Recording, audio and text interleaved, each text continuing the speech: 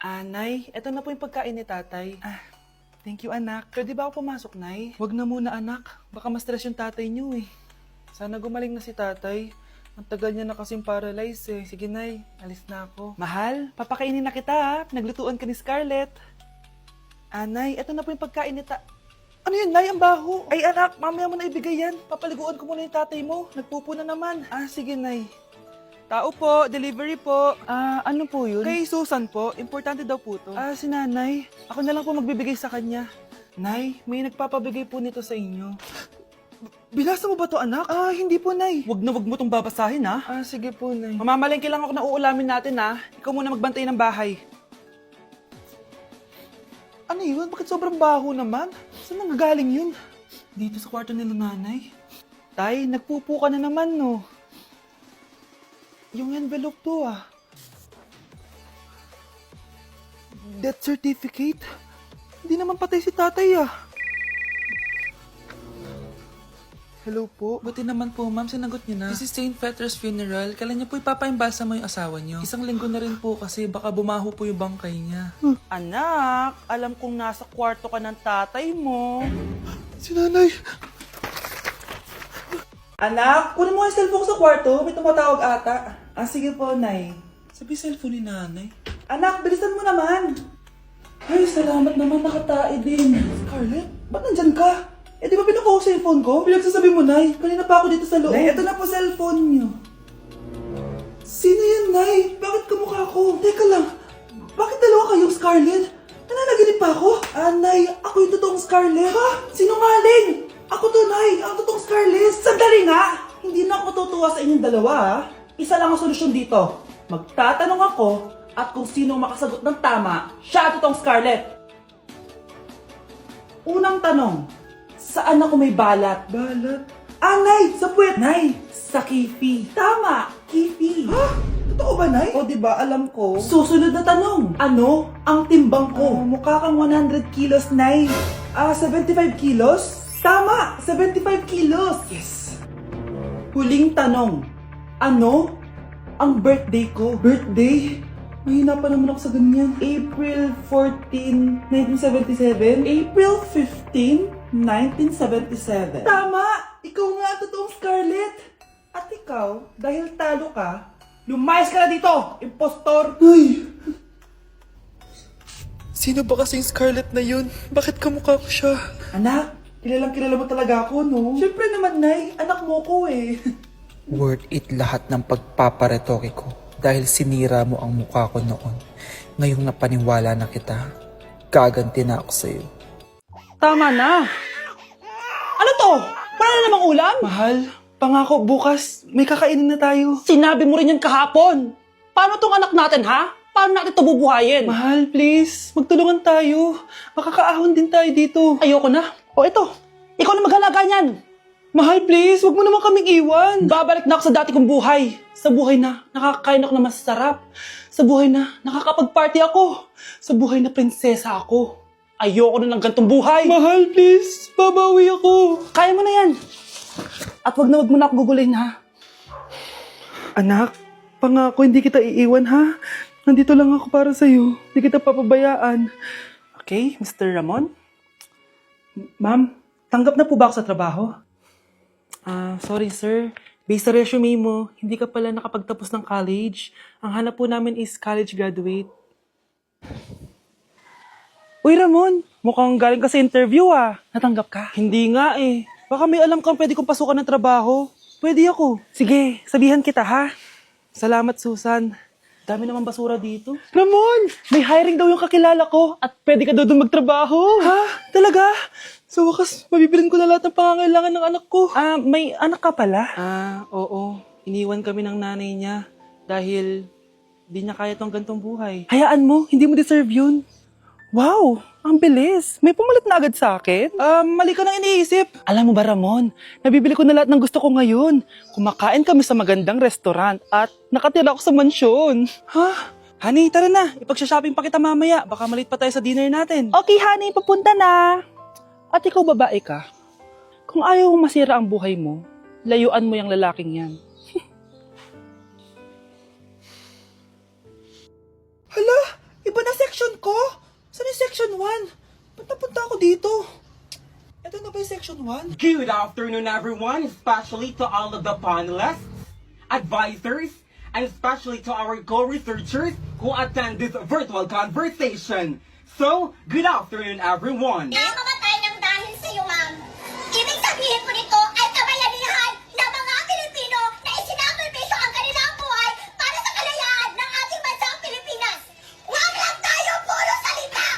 Dapat ipinapakita din natin sa ating ginagawa! Ikaw, bago ka lang dito, di ba? What is the biggest mistake? Ma'am, the biggest beef stick. Anong beefsteak, ha? Alas na ako dito. Okay, class. Oh, Jessica. Buti pumasok ka pa. Ang dami mo na miss na quiz. Bagsak ka na sa akin. Nagbakasyon ako. Na-stress kasi ako sa'yo. Ang dami mo kasi pinapagawa. Aba, bakit? Hindi lang naman ikaw ang pinapagawan ko. Lahat kayo. Ano ka dito, prinsesa? Oo. Sa bahay namin, ako ang prinsesa.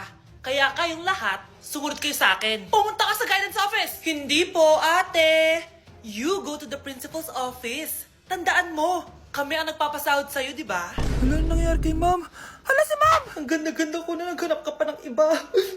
Hala, heartbroken ata si Cheska. This sir, feeling main character kasi. Tumatawa ka? Masaya kayo, ha? Kapag heartbroken ako, bawal maging masaya. Eh ano naman kung heartbroken ka? Pakinamin. Oh, come on, Samantha. Hindi mo pa naman na-experience ang magka-jowa. Kasi walang nagkakagusto sa mukhang yan. Hi! Ako pala si Scarlett. Bago lang ako dito. Oh, pake ko. Tsaka tanggal mo nga yung makeup mo. Dapat ako lang yung maganda dito sa school. Sino ka ba para utusan ako? Feeling main character? Kadiri? Anong sabi mo? Mag-sorry ka sa akin! Sorry! Not sorry. Tsaka mukhang asin kapag may ibubuga ka na. Nakahanap din ng katapat si Cheska. Walang yatong babaeng to. Ako ang main character dito sa school. Bye! Humanda ka sa akin. Breaking news! Mag-end of the world na! Ulit!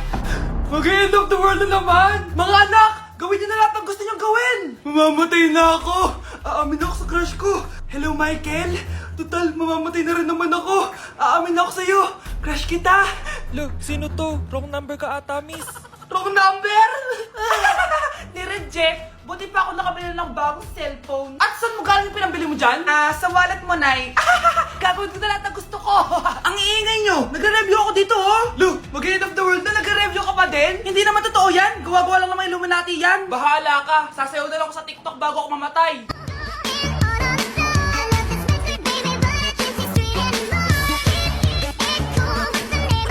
A few moments later. Gusto ko na makita si Lord! Ready na ako mamatay! Akala mo talaga mapupunta ka sa langit? Nananaginip ka ba? Sigurado akong hindi ka sa langit mapupunta! See you! Mahal! Bago ako mamatay, may kailangan ka malaman! Ano? May kapatid ka na naman? Hindi yun, mahal! Ano na naman? Magkapatid tayo! Ano yung maingin na yun? Anak, ano yan? Lato-lato to, Nay! Uso to ngayon! Lato-lato? Ano to?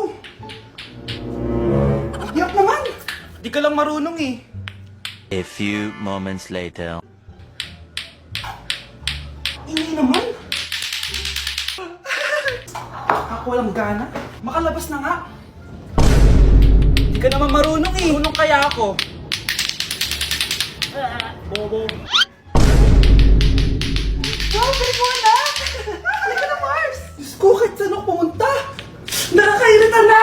Matutulog na nga lang ako! Ay, salamat, tahimik na. Nay, wag ka matulog. Laro tayo nito. Tama na! Anong nangyayari sa'yo, Nay? Ilayo mo sa akin yan, anak! Huwag ka lalapit sa akin! Laro tayo nito, Nay! Ilayo mo sa akin yan! Laro tayo! Tama na! Nay, alis lang ako, ah. Sige, anak. Iniwan niya phone niya. Ano kayang pinag-uusapan nila dito? Mga walang iya kayo. Humanda kayo sa akin. A few moments later. Bakit niyo po kami pinatawag, Nay? Kung hindi ko makikita yung phone ni Kyle, hindi ko malalaman pinagsasabi niya sa akin. Lagot tayo, ate. Kung san-san mo kasi nilalagay phone mo, Kyle. Nakalimutan ko eh. Mag-umpisa tayo sa'yo, Kyle. Anay, puro na lang itlog at hotdog niluluto ni nanay. Mas masarap pa magluto yung kapitbahay natin. Sige, next time, ipagluluto kita ng sinigang na hotdog. O ikaw, Brianna. Alam niyo bang nagalit sa akin si nanay kasi dati with high honors ako, di ba? Tapos ngayon with honors na lang. Eh siya nga bagsak nung high school eh. Oo, bagsak ako. Pero top 1 ako ng kinder. Kevin? Wala akong sinasabi ha. Grabe talaga si nanay. Umaga pa lang galit na siya. Tapos utos pa siya ng utos. Bawal ba magpahinga sa bahay na to? Grabe. Wow, wala ka palang sinasabi ah. At ikaw, Scarlett? Yes, nay. Mga be, alam niyo bang galit na galit sa akin si nanay dahil daw nag-boyfriend ako na maaga? Eh siya nga maaga nabuntis eh. Di naman ako nagalit sa kanya. May problema ka ba sa maagang nabuntis? Wala akong problema, nay. Idol nga kita eh. Ha? Anong idol? Buntis din ako. Anak, kain ka na oh. Darating yung mga kaibigan ko ah. Wag na wag mo ako ipapahiya. Ah, sige anak. Andyan na sila. Oo, tapos nakita kami ng ex ko, di ba? Kayo pala yung mga kaibigan ni Scarlett. Gutom ba kayo? May pagkain dito ah. Ang pangit pa rin ng mama ni Scarlett, no? Isa lang yung mata. Uy, grabe ka naman. Naya na ba? Di ba sabi ko sa'yo, huwag mo kayo papahiya? Kainis. Umalis ka nga dito. Huwag kita makita. Ah, sorry anak. Tara na nga, labas na nga lang tayo. May panira dito eh. Tara. Anak, sandali. Anak, Scarlett, graduation mo pala bukas? O tapos? Si nanay ba yung aakit sa stage? Ay, hindi. Si tita na lang isasama ko.